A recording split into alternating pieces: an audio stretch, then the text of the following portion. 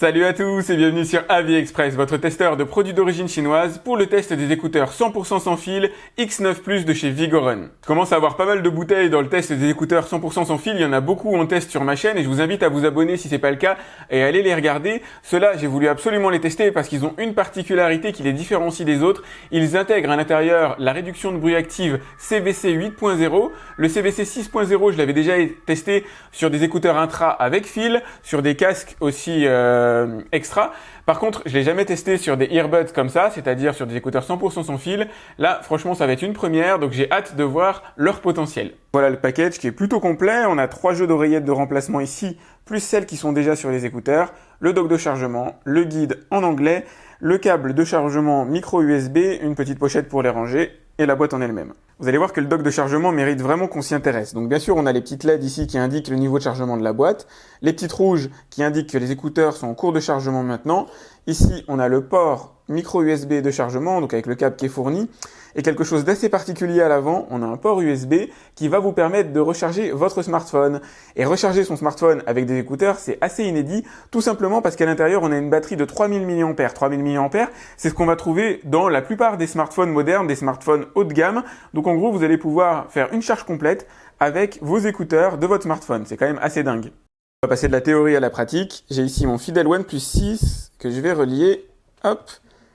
Et voilà, c'est parti, vous avez bien ici la petite diode qui indique qu'il est en cours de chargement. Donc 3000 mAh, c'est vraiment inédit, c'est vraiment ce que j'ai vu de plus gros aujourd'hui en termes de chargement, et c'est ce qui coûte le plus cher dans les écouteurs de toute façon, les batteries.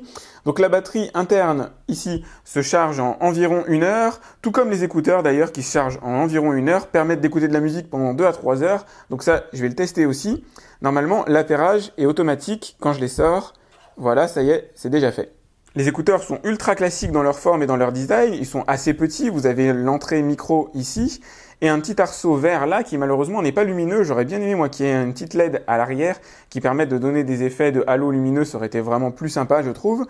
Pour le reste, leur forme, leur conception est ultra basique, hop, c'est discret sur les oreilles, je vais vous montrer ça tout de suite. Installer les oreillettes est relativement facile, il vous suffit de mettre le petit bourgeon à l'intérieur du conduit auditif, et ça tient plutôt bien, jusqu'où un peu.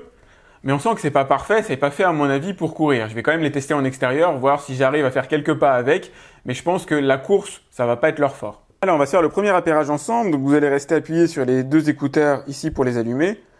Ça marche aussi en les sortant de la boîte. Voilà, donc ils vont clignoter, il y en a un qui va s'arrêter de clignoter et l'autre va prendre le relais, c'est le principal. Voilà, ça y est, il est prêt. Ensuite, sur votre smartphone, vous allez bien sûr dans le Bluetooth, associer un nouvel appareil. X9 Plus.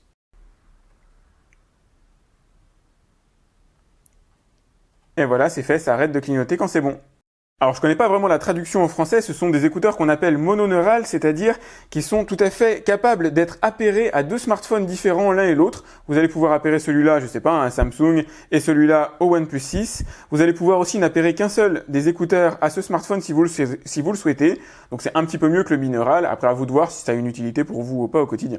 Alors comme d'hab, j'ai mis la même musique que j'utilise pour tester la basse et je vous rassure, il y en a, elle n'est pas monstrueuse, elle n'est pas énorme, c'est pas celle qui va vraiment vous taper dans les oreilles et se distinguer des autres écouteurs, mais elle est là, elle est bien présente, elle est pour moi suffisante pour garder un bon équilibre entre tous les niveaux de musique, les médiums, les aigus, on n'a pas de distorsion, c'est le côté plutôt cool. Alors un autre point très positif qui lui permet de se distinguer des autres écouteurs, c'est qu'on a un son très très fort. Il y a vraiment possibilité de mettre à un niveau que moi personnellement je ne tolère pas. Ça veut tout simplement dire que ceux qui aiment écouter la musique vraiment fort, normalement, devraient être assez comblés. Par contre, on va avoir de la distorsion. À ce niveau de puissance, en général, on n'a pas la même qualité de musique que ce qu'on aurait à un niveau d'environ 80%, qui est déjà relativement fort pour ces écouteurs-là. On a un très bon équilibre global. Pour moi, c'est des écouteurs que vous allez apprécier d'utiliser au quotidien. Alors là, on va se faire le test de la synchro entre une vidéo que j'ai tournée et ce que les écouteurs produisent. Donc focalisez-vous sur mes lèvres et vous allez écouter. Celle-là, elle est autour de 50 $ et pour ce tarif-là, vous avez deux moteurs de vibration à l'intérieur, 800 mAh de batterie qui vont vous permettre de jouer pendant 18 heures. Elle est compatible avec Android, PS3, PC. Alors comme vous le voyez, il y a un décalage, un petit décalage genre environ une demi-seconde, quelque chose comme ça. Donc malheureusement, c'est pas génial, c'est pas suffisamment proche pour pouvoir écouter, regarder des films de manière fluide, de manière agréable. Bon alors comme d'hab, on va tester la qualité des appels ensemble, je vais appeler ma femme. Ouais. Bonjour. Ça va? Ça va et toi? Ça va, ça va. Bon alors, tu m'entends bien? Très bien. Bon, tant mieux, ça roule.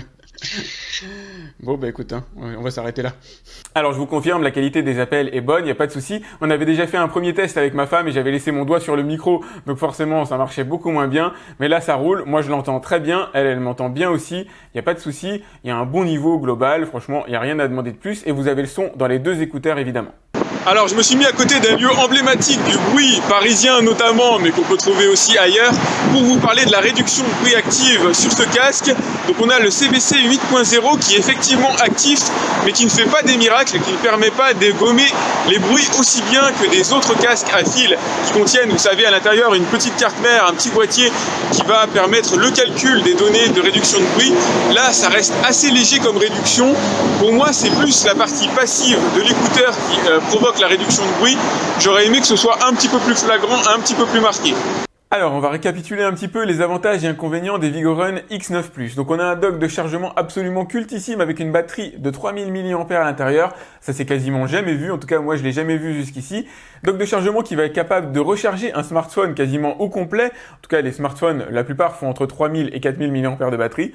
Je vous laisse faire les calculs. De recharger entre 30 et 40 fois les écouteurs ici. Ça aussi, c'est cultissime. Vous le trouverez pas ailleurs. D'ailleurs, la batterie, en général, c'est ce qui coûte le plus cher, quels que soient les appareils qu'on a, des trottinettes électriques, etc. La batterie, c'est ça qui fait le tarif finalement des écouteurs, en plus de ses qualités intrinsèques. Donc 2 heures, 2h30, 3 heures d'autonomie dans chaque écouteur. La résistance IPX6, donc résistance à la pluie, ce qui est quand même un minimum et assez important, à la transpiration aussi évidemment. On a du bon son, on a de la bonne basse, on a des commentaires élogieux sur Amazon. Voilà, que demander de plus? Ils sont assez chers, 50 € effectivement, ça reste un positionnement assez haut de gamme. On a le CBC 8.0 pour la réduction de bruit que j'ai trouvé tout à fait perfectible. Malheureusement, j'aurais aimé une réduction de bruit plus costaud. Maintenant, encore une fois, on est sur des écouteurs ultra petits. Faut pas l'oublier, on n'est pas exactement sur les mêmes écouteurs à fil avec la possibilité d'intégrer une carte mère dans quelque chose de déporté. Là, tout tient dans ces tout petits écouteurs. C'est ça qui en fait la vraie nouveauté, la vraie force et qui justifie aussi une tarification à mon avis assez élevée. Voilà, si vous avez aimé ce test, mettez-moi un like, c'est vraiment important pour moi. J'organise une tombola tous les mois, vous pouvez gagner un des produits que je teste. Ce sera peut-être par exemple ces écouteurs un de ces jours. Si vous me faites un petit don de 2 €, vous avez 2 chances de gagner le produit qui est en jeu ce mois-ci. Je vous laisse découvrir dans la description de la vidéo le produit qui est en jeu ainsi que l'accès pour acheter les écouteurs sur Amazon.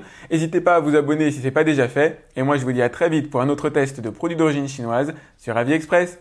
Salut!